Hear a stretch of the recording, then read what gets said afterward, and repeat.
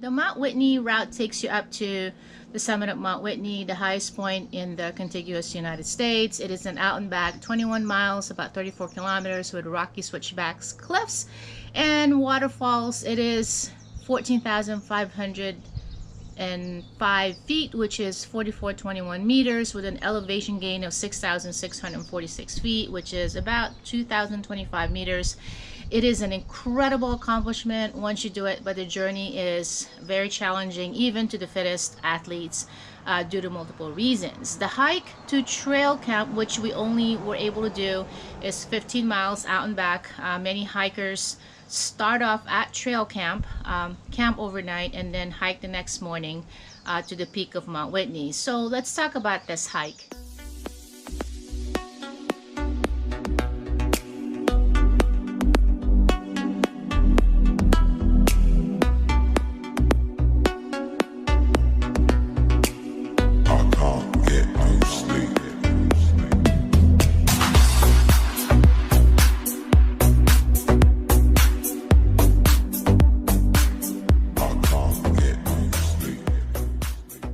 So this is the overall map of the Mount Whitney Trail.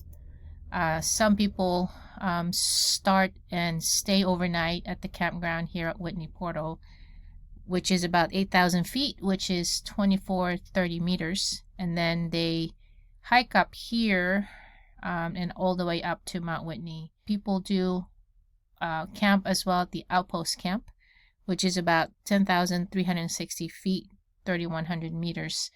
And then they'll go up to the summit. I recommend staying at Trail Camp, which is at 12,039 feet, 3,750 meters, and then tackle the switchbacks, which is 99 switchbacks, reach the crest, the ridge line, and then go up to Mount Whitney. This is the 3D version of where you're going to hike. So just showing you the terrain. And then you go back down the same route. It takes, some people do take, it's a day hike, which is 12 to 15 hours, but it can be very exhausting, and some people do camp at those campgrounds that I just showed you. So when you start your hike at Mount Whitney, this is Lone Pine, and you can get food here, and there's a lot of restaurants. That's the view of the Sierra Nevadas. And if you want to go to the store, there's the Lone Pine Market.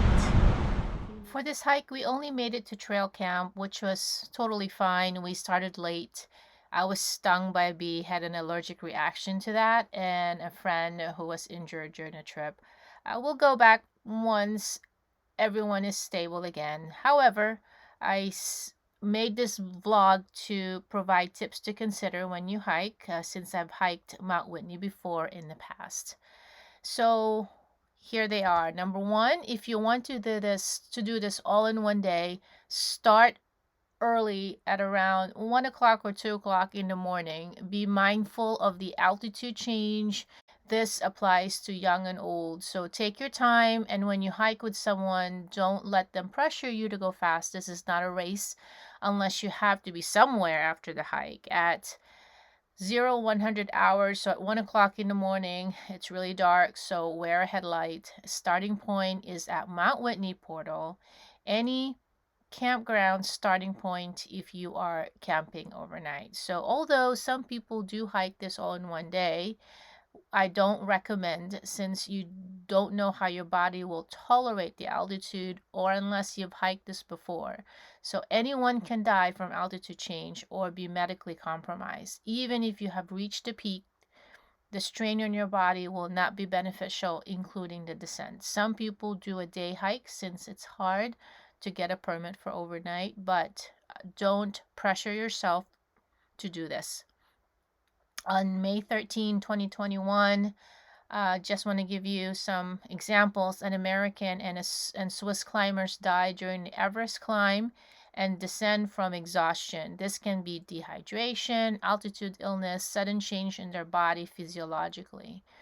From the 2016 Journal of Wilderness and Environmental Medicine, a healthy 42-year-old male mountain guide who works at high altitude also suffered from either, we don't know if it's altitude sickness or pulmonary embolism. We were also able to get a glimpse of Elon Musk's satellites in orbit for testing. The Whitney Trail requires a wilderness permit from Inyo National Forest, INUIO.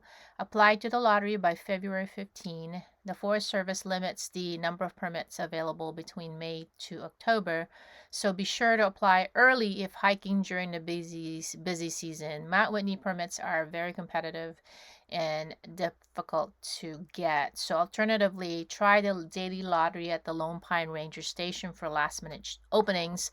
You have more chances of getting the permit for a daily hike, but you have to gauge yourself if you can actually do this hike all in one day. I don't recommend it. Keep in mind that the trail usually closes on November 1st. There are other alternative trails also to get to Mount Whitney Peak, which do not require wilderness permit, but the Inyo National Forest permit. So always check the forest requirements at the website prior to your hike. Some of these hikes are the Cotton Pass Trail, and then the other one is Horseshoe Trail Meadows. There are also others, but those are the two that I recommend. They are longer, but there are more views to see and can acclimate much better.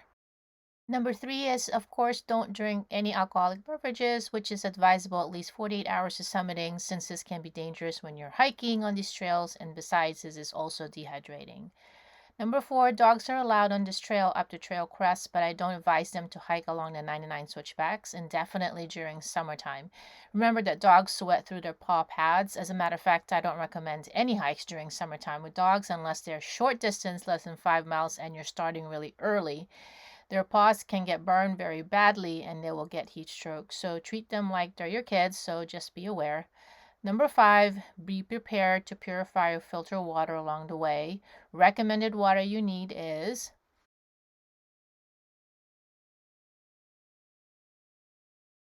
and this is the recommended water intake. And when you're hiking, especially on hot days, double or triple that, since hiking a summit is dehydrating and exhausting. Number 6, keep your pack light. Recommended weight is 1/5 of your body weight. Make sure you gather all the necessary gear you need in your backpack, including your poles. Number 7, another thing to keep in mind is hike with someone you can trust and will be with you when things go bad. This hike is for the very experienced hikers and mindful of wilderness survival. Talk to each other and find out what their goals are and what their expectations are. Be considerate, encourage in all difficulties, self-respect, and respect for others.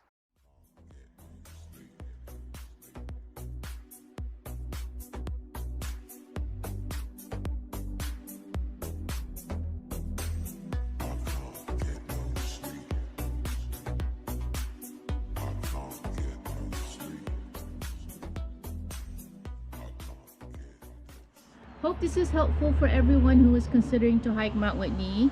Thanks for watching, and I'll see you guys in the next adventure.